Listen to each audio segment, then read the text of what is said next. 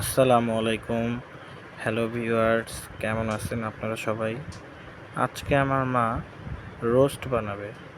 তো আমি আজকে আমার মাকে রোস্ট বানানোতে হেল্প করব।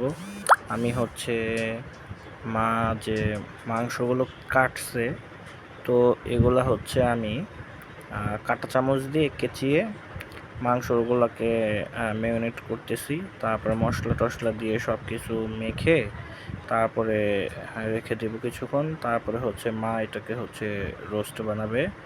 তো চলেন দেখি যে কিভাবে আজকে আমি এবং আমার মা রোস্ট বানাই। দেখতে থাকুন।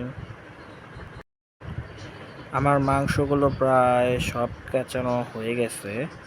তো এরপর আমি মাংসগুলোকে মশলা টশলা দিয়ে মাখবো, মেখে এটাকে ভাজতে হবে। তো মা এই মাংসগুলোকে ভাজবে।